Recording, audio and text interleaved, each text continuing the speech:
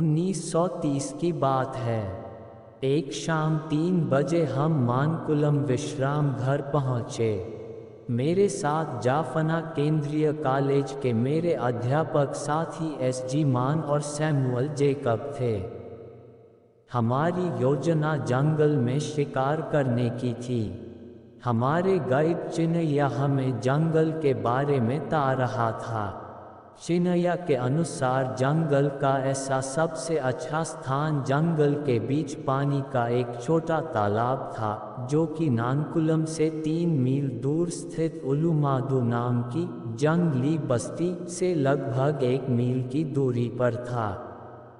लेकिन जब वहां जाने की बात आई तो चिन्हैया बोला, हम वहां नहीं जा सके।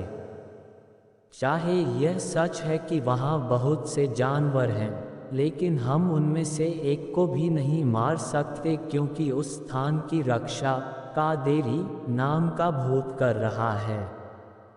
जो भी व्यक्ति उस स्थान का उल्लंघन करता है, उसकी मृत्यु हो जाती है। चिन्हैया उस वक्त अपनी रॉ में था।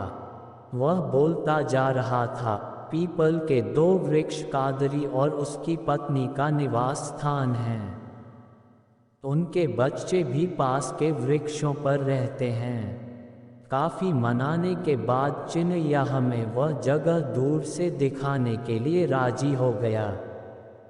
लेकिन इसके लिए उसने 2 शर्तें रखीं। पहली यह कि हम बंदूकें लेकर वहां नहीं जाएंगे, दूसरी यह कि वहां जाने से पहले हम लोगों को एक टोटका करना होगा। हमारे पास भूतों के परिवार को देखने के लिए और उसका कहना मानना ही पड़ा। हम लोग खाने के पश्चात रात्रि में 9 बजे चल पड़े। चिन्हैया ने अपने हाथों से हमारी कलाइयों पर हल्दी के पत्ते बांधे। जंगल में दाखिल होने से पहले उसने एक बार फिर देखा कि हल्दी के पत्ते कलाइयों पर मौजूद हैं या नहीं। अंधेरे, सुनसान और जोकों से भरे हुए जंगल में से 1 मील पैदल चलने के बाद हम खुले स्थान पर पहुँचे। हमें वहां ठहरने के लिए और लपटें छोड़ रहे उन वृक्षों की ओर देखने के लिए कहा गया, जो कि 100 गज की दूरी पर चमक रहे थे। चिन्हैया ने जो कुछ कहा था वह बिल्कुल ठीक था। वहां लगभग 30 वृक्ष थे, जिनके तने चिंगारियों की तरह चमक रहे थे। मैंने दूरबीन से देखा और जो कुछ मैंने देखा वह इतना सुंदर नज़ारा था जिसको मैं जिंदगी भर नहीं भूल सकता। सभी वृक्षों में से 2 वृक्ष इतने चमकदार थे कि उनकी बिना पत्तों वाली टहनियाँ भी साफ देखी जा सकती थीं। चिन्हैया ने बताया कि वे ही 2 वृक्ष हैं जिनके ऊपर कादेरी भूत का डेरा है। जैसे जैसे वर्ष बीत रहे हैं, उनके बच्चे और बढ़ रहे हैं। वह दिन के समय भी किसी को उन वृक्षों को पास नहीं जाने देते। मैं पास जाकर साफ और असली नज़ारा देखना चाहता था, परंतु चिन्हैया और मेरे साथियों ने एक कदम भी आगे नहीं जाने दिया। हम वापस चल पड़े, लेकिन मन ही मन मैंने निश्चय कर लिया था कि मैं दिन में आकर भूतों के इन परिवारों से भेंट अवश्य करूंगा। सुबह मैं अपने साथियों के विरोध के बावजूद उस जगह पर जा पहुंचा। वहां 2 पुराने वृक्ष थे, जिनमें से एक पूरी तरह और दूसरे का कुछ भाग सूखा हुआ था। दक्षिण की ओर बहुत से वृक्ष सूखे हुए थे, परंतु दोनों सूखे वृक्षों में पीला रंग इनसे भी ज्यादा था। मैंने चाकू की सहायता से वृक्ष का कुछ छिलका और लकड़ी काट ली और रेस्ट हाउस वापस आ गया। अगले दिन उस लकड़ी और छिलके को मैं जाफना कॉलेज की वनस्पति विज्ञान की प्रयोगशाला में ले गया।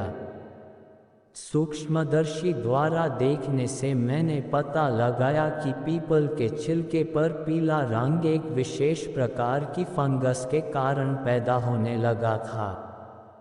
यह किसी भी प्रकार से कोई अजीब बात नहीं थी, क्योंकि संसार में बहुत से ऐसे वृक्ष हैं जिनके ऊपर फंगस पैदा होने के कारण प्रकाश पैदा होता है।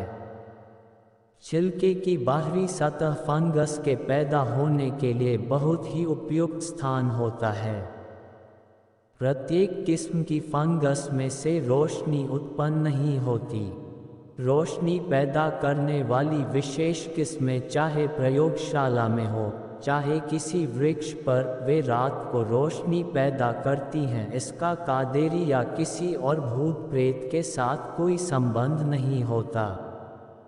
इस फंगस की तरह ऐसे बहुत से वृक्ष और जानवर हैं जो रात के समय रोशनी देते हैं।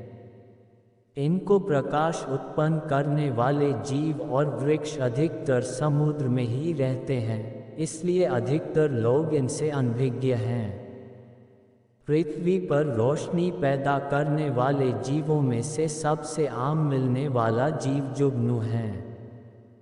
कुछ और जीव भी घने जंगलों और अंधेरी गुफाओं में देखे जा सकते हैं। जुगनू एक भंवरा है, कीट नहीं। सिर्फ नर जुगनू ही उड़ सकता है। मादा जुगनू पृथ्वी से और वृक्षों से चिपकी रहती है। नर और मादा प्रकाश द्वारा एक दूसरे को अपनी ओर आकर्षित करते हैं। बहुत से बैक्टीरिया भी रोशनी देते हैं। गल रहे प्रोटीन जैसे मछली और मांस इत्यादि में ऐसे बैक्टीरिया उत्पन्न हो जाते हैं जो रात के समय प्रकाश पैदा करते हैं। न्यूजीलैंड में कुछ गुफाओं के भीतरी भागों में दीवारों के ऊपर इस प्रकार के बैक्टीरिया बड़ी मात्रा में पैदा होने के कारण रोशनी उत्पन्न हो जाती है, जिसे हम देख सकते हैं। कुछ कीटों के सिरों के ऊपर रोशनी के स्थान होते हैं। वे रात के समय जब चलते हैं तो इस तरह दिखाई पड़ते हैं जैसे कारें अपनी लाइटें जलाकर धीरे धीरे चल रही हों। भूमध्य सागर में एक ऐसा जीव होता है जिसके रहते हुए हिल रहा पानी ऐसे प्रतीत होता है जैसे चमक रहा हो। इस जीव को नौकटिलियुका कहते हैं।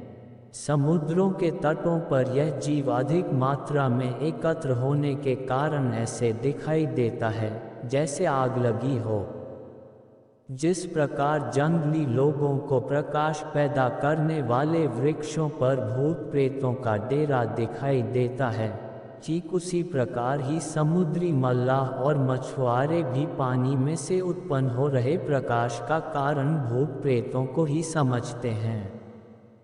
प्रकाश उत्पन्न करने वाले जीवों की तरह ही कुछ शंख, घोंघे, सीपी और कौड़ियाँ इत्यादि भी ऐसे होते हैं कि अगर उनको हिलाया जाए तो वे अंधेरे में चमकने लगते हैं। रैफील डेबोई ने इस रोशनी पैदा करने वाले विषय पर अनुसंधान किया है। उसने प्रमाणित किया है कि यह चमक और रोशनी लुसिफेरीन नाम के पदार्थ के कारण होती है। कुछ फंगस और बैक्टीरिया तो निरंतर रोशनी पैदा करते रहते हैं, परंतु कुछ जीवों में इसका संबंध दिमाग से होता है और यह निरंतर रोशनी पैदा नहीं करते। प्रकाश और चमक ताप की उपज के बगैर ही पैदा होते हैं। चमक के रंग तरह तरह के और घटने बने वाले होते हैं। ऐसे प्रकाश का रंग आमतौर पर हरा, नीला, पीला और लाल होता है। गहरे समुद्रों की कुछ मछलियों में चमक को बढ़ाने और कम करने की शक्ति होती है। उलुमादू जंगल के पालू वृक्ष जल नहीं रहे थे। ये चमक फंगस के कारण उन वृक्षों से पैदा हो रही थी। शायद यह चमक पहले सूखे वृक्षों से पैदा हुई होगी और बाद में इन वृक्षों से ये पास वाले वृक्षों पर फैलती चली गईं। इसी कारण गांव वालों ने सोचा कि कादेरी प्रेत के परिवार के सदस्यों की गिनती हर वर्ष बढ़ रही है। मनुष्य जाति की यह एक मानसिक कमजोरी है कि जिस घटना का कारण नहीं जान सकते उसे भूत प्रेतों या किसी और चमत्कार से जोड़ देते हैं।